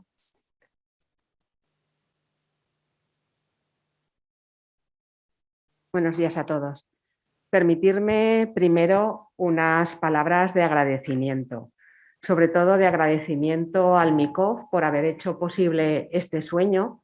Es decir, nosotros llevamos más de 18 años trabajando en deterioro cognitivo y gracias al apoyo que hemos tenido con el colegio, estos 4 años pues hemos despegado, como habéis podido ver, con las comunicaciones de los compañeros. Es decir, hemos podido evidenciar todo este trabajo en las publicaciones que se han hecho. Como también nos decía al principio José Sendra, firmamos el convenio unas semanas antes del estado de alarma. Y bueno, pues ha sido dentro de lo que cabe positivo porque toda esta tecnología nos ha permitido seguir trabajando. No hemos dejado de trabajar ni un solo día. Como habéis podido ver por los resultados, hemos obtenido estas últimas 4 publicaciones a nivel internacional que han hecho que el nombre de la cátedra DECO se pueda conocer no solamente en nuestra comunidad ni en España, sino en todo el mundo. Además de agradecimiento, pues tengo muchísima satisfacción de ver a las ya investigadoras en formación que también llevan muchos años con nosotros, que las he visto como alumnas y ahora como futuras doctoras y que veo que la juventud nos supera y eso me da muchísima alegría, el ver cómo, pues bueno, no lo hacemos tan mal porque les damos las directrices para que ellas incluso lo hagan mejor. Y agradecer sobre todo al doctor Sánchez, a Rafa, que bueno, que un día me lo encontré por el pasillo de la facultad, le conté el proyecto y nos ha acompañado hasta ahora. Y es de agradecer el tener el asesoramiento de una persona con tanto conocimiento sobre la enfermedad de Alzheimer y tanta experiencia y que lo tenemos, pues como veis, hoy aquí y cualquier día que le llamas para darte sus sabios consejos. Y bueno, también agradecer a Ana María, que tenemos ya relación con ella muchísimos años y con AFA, desde, ya no recuerdo desde cuándo, muchísimos, y que es muy importante contar con los pacientes, porque ellos son los que nos dan la visión de la realidad, la visión del paciente, la visión del cuidador y también orientan un poco nuestra investigación a sus necesidades, porque al final, si no trabajamos para los pacientes, es absurdo todo lo que estemos haciendo. Así es que mi idea ahora era que, bueno, os lanzo si queréis una pregunta general, que es que aquí estamos en el Colegio de Farmacéuticos con un neurólogo que es metido en un grupo de investigación generado en farmacias y quería preguntarle primero a Rafa, ¿cuál es su experiencia? Él tiene su experiencia trabajando en el hospital, trabajando con sus compañeros y esta experiencia de trabajar con farmacéuticos, ¿qué te ha parecido? Bueno, pues yo nada más puedo que calificarla de positiva. Pero esto lo hemos hablado más de una vez, pues bueno, en tiempos de pandemias, pues a veces nos olvidamos de que una verdadera epidemia es la enfermedad de Alzheimer, es decir, más o menos silenciada, pero los números están ahí. Entonces, el disponer de todo tipo de recursos, el desperdiciarlos, pues me parece que no tiene sentido. Entonces, la colaboración con los farmacéuticos, pues por lo menos la experiencia que tenemos en nuestro departamento, pues es muy positiva. La atención primaria, todos lo sabemos, pues va desbordada. Algo tan sencillo como pasar unos test de cribado, que puede decir, bueno, eso son unos minutos, pues realmente para ellos el que otros profesionales les puedan brindar esa información, pues indudablemente lo agradecen y es utilísimo para ellos. Y a nosotros los pacientes pues, nos vienen por lo menos con unos mínimos test de cribado que también nos permite discriminar un poco la urgencia en la cita, etc. No puedo decir más que cosas positivas. Lo único que deseo es que esto se mantenga y que vaya más. Gracias, Rafa. Como bien dices, que vosotros desde el hospital hayáis verificado nuestro trabajo, es decir, que desde un servicio de neurología hospitalaria digan que lo que se hace en la farmacia se hace de forma correcta, ha hecho también que los médicos de atención primaria comiencen a remitir a sus pacientes a farmacia, que era algo pues inaudito, poco habitual, y nos hemos visto, sobre todo en las farmacias donde estamos implantando el proyecto, que cada vez más viene el paciente diciéndonos: me ha dicho mi médico que venga aquí, que estáis haciendo un estudio.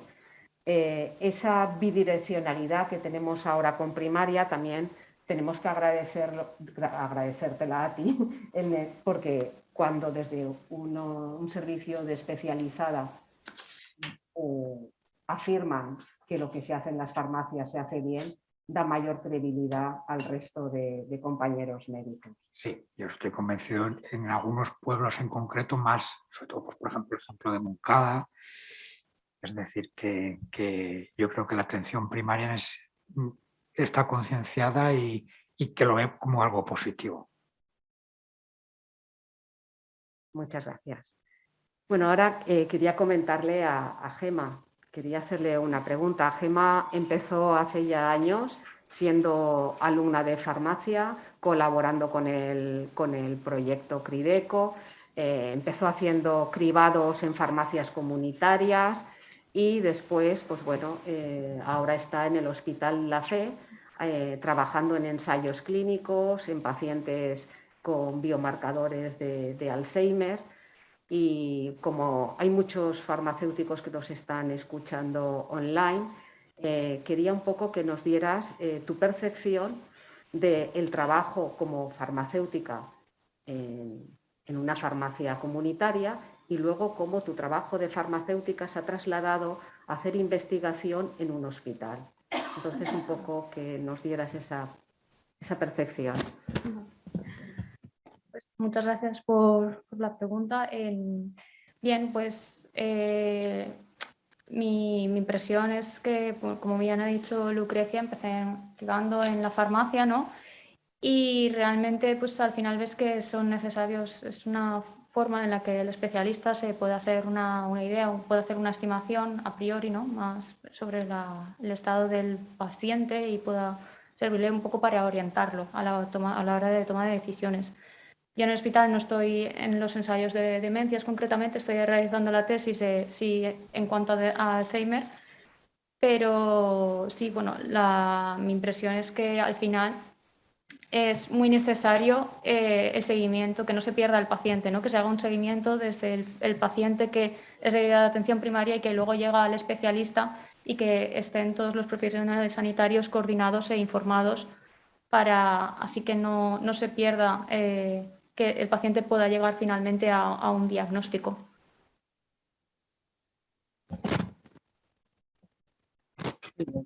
Hablando de pacientes, aquí tenemos a Ana María y bueno, siempre hemos puesto oído en todo lo que nos habéis reclamado, todo lo que os ha parecido importante.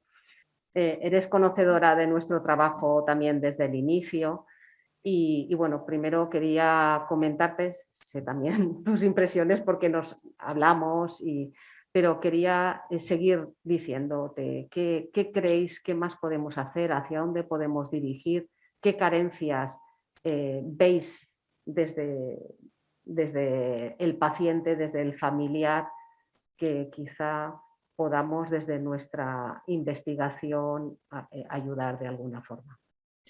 Bueno, yo en primer lugar quiero agradecer, porque la asociación agradece siempre todos aquellos estudios que puedan favorecer la calidad de vida de los pacientes con Alzheimer, sus familias y los cuidadores. Y por supuesto estamos muy agradecidos al colegio, CEU, a Lucrecia, muchísimo, porque efectivamente estamos en contacto ya durante mucho tiempo, hemos participado en los estudios, en el rastreo que se ha llevado a cabo desde las farmacias y desde luego es fundamental y necesitamos siempre más. Nosotros pedimos mucho, pero es que realmente los enfermos de Alzheimer necesitan mucha atención y sobre todo lo más importante, que es por lo que yo en primer lugar empezaría.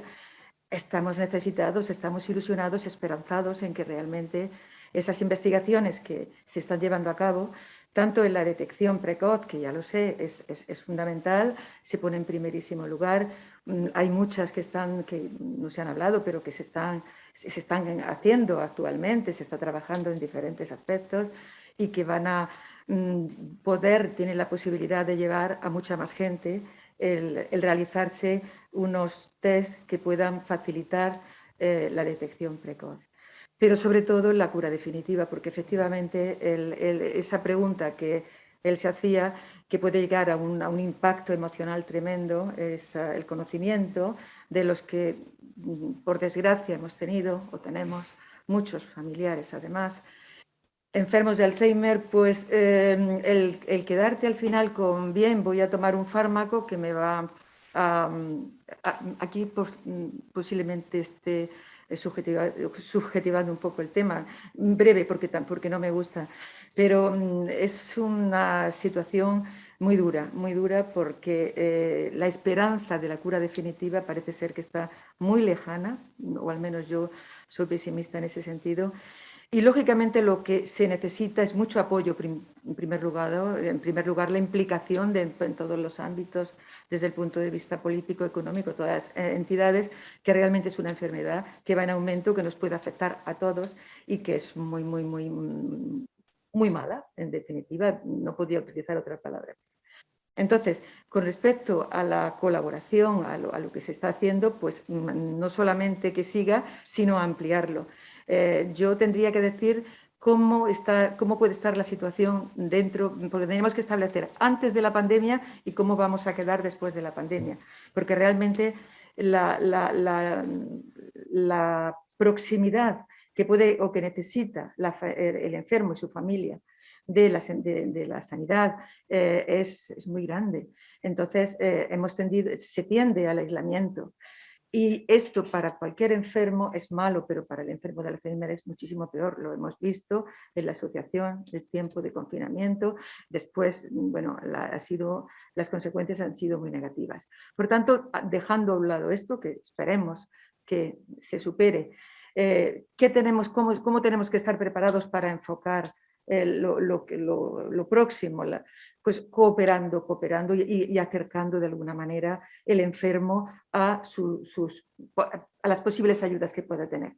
Yo entiendo que las farmacias ocupan un lugar de primerísima categoría, pues son los que primero conocen, pues tienen conocimiento, pueden tener la sospecha de que algunos enfermos, algunos de las personas que no enfermos, utilizo la palabra enfermo, no posibles o hipotéticos enfermos, que cuando les visitan pueden detectar y además si se les hace esas pruebas, pues realmente, como muy bien ha dicho el doctor, ayudar, tener ya unos datos preliminares y que luego después, desde el punto de vista médico, se pueda facilitar y aumentar y mejorar la relación y sobre todo que mejore pues, el tratamiento y mejore el enfermo.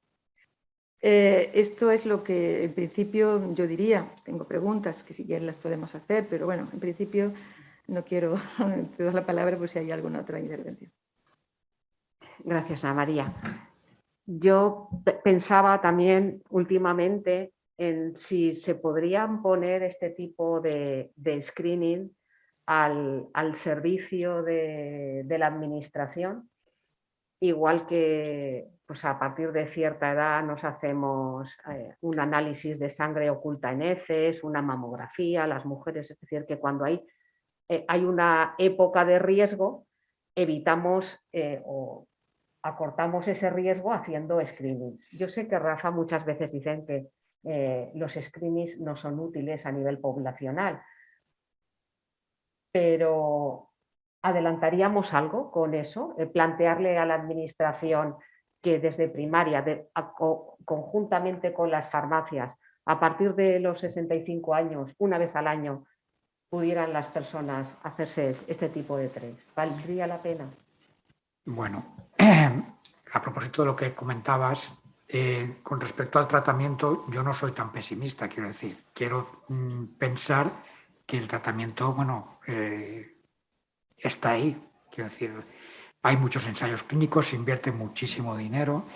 Y entonces, una vez haya un tratamiento curativo, pues muchos de los dilemas que nos planteamos, si diagnóstico precoz, si test de screening, realmente desaparecerán. Yo recuerdo pues, problemas parecidos que se plantearon, pues, por ejemplo, con el virus C, cuando era un tratamiento incurable, pero cuando empezaron a aparecer los tratamientos se plantearon dilemas, a quién tratar, a quién no. La realidad es de que hoy en día se trata a todo el mundo. Cuando hay un tratamiento curativo para la enfermedad de Alzheimer, repito, todos estos dilemas desaparecerán, porque la realidad es de que a día de hoy, pues, subsiste en las administraciones cierto, bueno, como no tiene tratamiento, pero la realidad no es así. Yo me pregunto, cuando habéis puesto esa prevención del 40%, ¿qué enfermedades puedes prevenir? Puedes hacer una estrategia preventiva que suponga un 40%. Pocas, muy pocas. Con lo cual, el favorecer los test de screening poblacional, pues yo creo que sí que están justificados, con mucho menos se realizan. Es decir, que aunque no haya un tratamiento curativo, que eso solucionaría todo el problema, con lo que tenemos, con ese 40% de posibilidad de prevención, en mi opinión, ya están justificadas. Eso, pues hay que hacérselo ver a las administraciones, que es complicado. Pero yo quiero ser optimista en ese sentido. Yo quisiera también ser optimista, pero sé que o tengo la conciencia de que cuando realmente se quiere, se puede. Entonces, vemos ahora, antes el problema que estamos viviendo, rápidamente ahí se han sacado miles de vacunas, bueno, miles, una gran cantidad de vacunas que tratan de paliar, si no definitivamente, pero sí mejorar ciertos aspectos de la enfermedad. Entonces, tal vez o sentimos la mayoría de los familiares y enfermos de Alzheimer que no hay ya interés científico, que estoy segura que lo hay, y de hecho ver estas investigadoras tan jóvenes pues estimula mucho, pero como si la administración no tuviera demasiado interés o no hubiera puesto demasiado apoyo económico para que realmente potenciar esta investigación, porque ya sé que es complicado, es muy difícil llegar al conocimiento del tratamiento definitivo, pero yo pienso que si se quiere, se puede, y hay que poner todo lo que esté a nuestro alcance, hay que empujar para que esto así ocurra. Yo siempre hemos tenido una idea, o al menos yo la he tenido, no quiero generalizar, de que realmente como el Alzheimer siempre se ha considerado enfermedad de mayores, de personas mayores, pues bien, ya sabemos que hay, yo no quiero hablar de gerontofobia, no me quiero entrar en ese terreno, pero sí como afecta fundamentalmente a una franja de edad determinada, pero que eso no es cierto, que se está viendo que también puede afectar. Nosotros en la asociación hemos tenido enfermos, pacientes muy jóvenes, estamos hablando de 40 y tantos años, 50 y tantos, quiero decir que realmente la enfermedad puede afectar en diferentes etapas de la vida. De ahí que pidamos siempre y estemos siempre, es decir, que nosotros lo nuestro es pedir más interés, más apoyo económico y apoyo a nivel general para tratar de curar esta enfermedad terrible. Es decir, no quiero decir más porque no quiero que me vean desde ese punto tan negativo, pero es que hoy por hoy se abren lucecitas, se abren puertas, pero se deben abrir por completo cuando aparezca ese tratamiento definitivo. Perdón, si estoy... No. Sí, básicamente yo creo que estamos de acuerdo. Sí. ¿Eh? En fin, y bueno, había una cosa, yo en la posibilidad de esa cooperación intensa entre el área de la sanidad y el área de las farmacias, yo eso lo veo muy positivo, es decir, eso realmente, todo lo que se pudiera hacer y la posibilidad de hacer un protocolo y que conocido a nivel general, incitar a todas las áreas de salud que pudieran participar, realmente eso sería aconsejable desde nuestro punto de vista, esa participación entre los dos sectores. A mí me gustaría lanzar pues ese reto, ¿no? El reto de ver de qué forma podemos juntarnos el sector médico, el sector farmacéutico y el sector pacientes para ofrecerles a la administración, decirles, aquí tenemos esto, pongámoslo también dentro de una campaña de tienes 65 años, pasa por tu farmacia y hazte el test.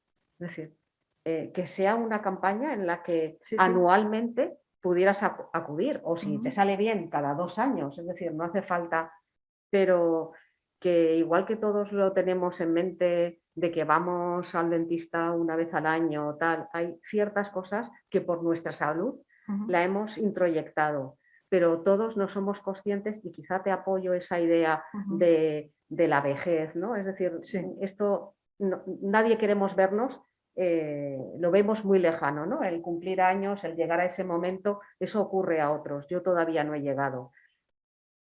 Pero bueno, ahí yo lanzo, por si a alguien se le ocurre, coger el guante y ver de qué forma podríamos transmitirlo a la administración. Claro, hay muchas, yo he hablado con muchas farmacias, allí de la primera farmacia que voy pregunto, ¿conoces el estudio que se está haciendo y tal y cual? Ah, pues no lo conocía. Hay mucha gente que no lo conoce. Entonces, tal vez si desde arriba, desde la administración y desde la sanidad se animaran a hacer campañas sobre la participación en este proceso, eso se adelantaría bastante.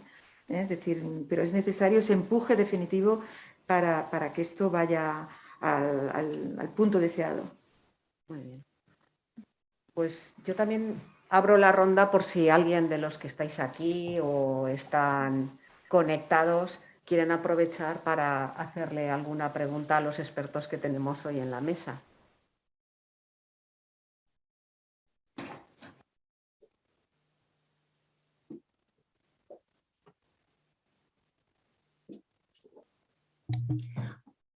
No sé si alguien tiene, como comentaba Lucrecia, alguna duda, alguna pregunta que quiera lanzar. Os animo también a los que estáis conectados vía online que nos lo hagáis llegar a través del chat.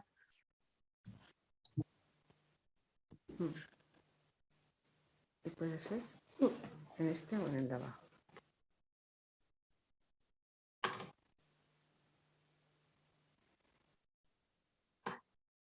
Vale, aquí nos pregunta Carmen, ¿no? Es la opinión sobre la suplementación con complementos de ácidos grasos omega 6 y omega 3 y su mecanismo de acción protector.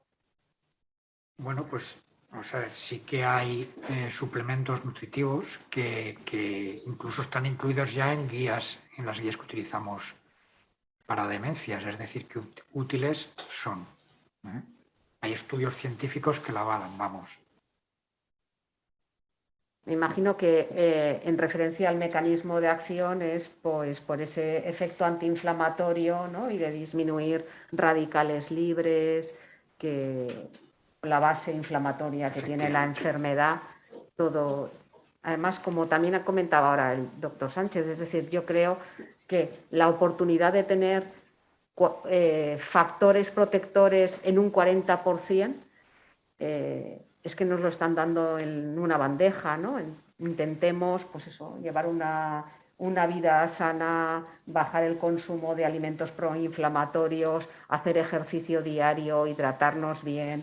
Si tenemos hipertensión, colesterol, diabetes, controlarlo a las cifras normales. Para eso tenemos los tratamientos farmacológicos y como la nueva línea que hemos abierto, ¿no? El vigilar que todas esas prescripciones tengan la menor carga anticolinérgica posible. Sí, eso es fundamental. Como decía, hay pocas enfermedades de que se pueda hacer tanto como ese 40%. Esa idea yo creo que debe de quedar clara. Parece que no hay Bueno, más pues preguntas. sí, parece que de momento no hay ninguna consulta más. Yo sí que os animo a hacérnosla llegar al menos al colegio si queréis que nos pongamos en contacto con alguno de los ponentes por si os surge alguna duda más adelante. Simplemente agradeceros a todos vuestra colaboración en la jornada, daros la enhorabuena por vuestras ponencias, por vuestra participación en la mesa. Muchas gracias. Muchas gracias.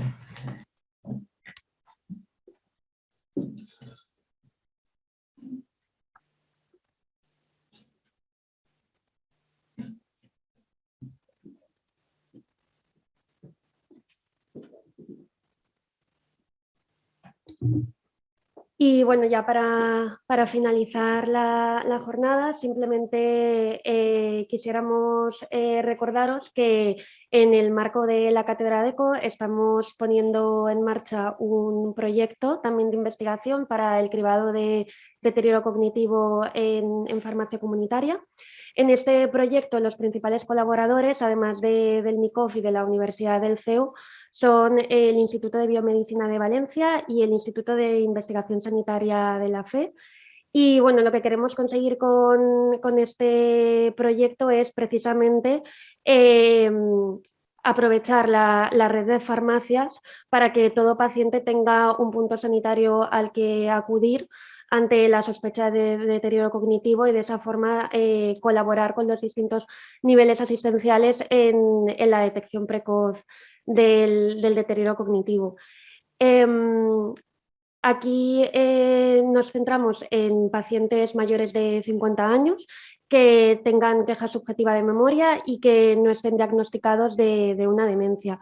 Y de esta forma, a través de una simple entrevista que le puede hacer el farmacéutico en la zona de atención personalizada, pues recoge información sobre los hábitos de vida del paciente para estimar un poco la relación que hay con los factores de riesgo que os ha comentado Gemma en su presentación. Y luego, por supuesto, completar unos test de screening que os ha adelantado algunos el doctor Rafael Sánchez para de esta forma pues, estimar si hay una sospecha y en caso de que así sea poder derivarlo a su médico para que lo confirme mediante un diagnóstico. La característica también de este proyecto que hemos implantado en el colegio es que el registro lo hacemos a través de Atenfarma. Como sabéis, es la plataforma que hemos desarrollado para la gestión de los servicios profesionales farmacéuticos asistenciales. Y bueno, es que como sabéis en investigación lo que no se registra no existe. Entonces nosotros queremos de esta forma, por un lado, recopilar toda esa información para continuar con las líneas de investigación, pero además también ayudar en la tarea del desarrollo del servicio al farmacéutico para que sea lo más sencilla y cómoda posible. Entonces, pues nada, de esta forma vamos a intentar hacer de Valencia también una ciudad neuroprotegida, que todas las farmacias que estén participando estén identificadas con un cartel del proyecto. Os animo a aquellas que estéis interesadas y que todavía no estéis participando a contactar con nosotros, a inscribiros, a que colaboréis en este proyecto tan bonito de la cátedra. Y bueno, también como os ha adelantado Gemma, si queréis continuar sabiendo más sobre todas las actividades que llevamos a cabo dentro de la cátedra, podéis seguirnos en redes sociales, en @catedradeco. También en el colegio vamos compartiendo toda la información relacionada. Y bueno, como también nos hemos adelantado al inicio de la jornada, la semana que viene empezaremos una nueva serie de webinars sobre deterioro cognitivo después de la gran acogida que tuvo la anterior el año pasado. Agradeceros de nuevo la asistencia y eso es todo. Estaremos en activo. Gracias.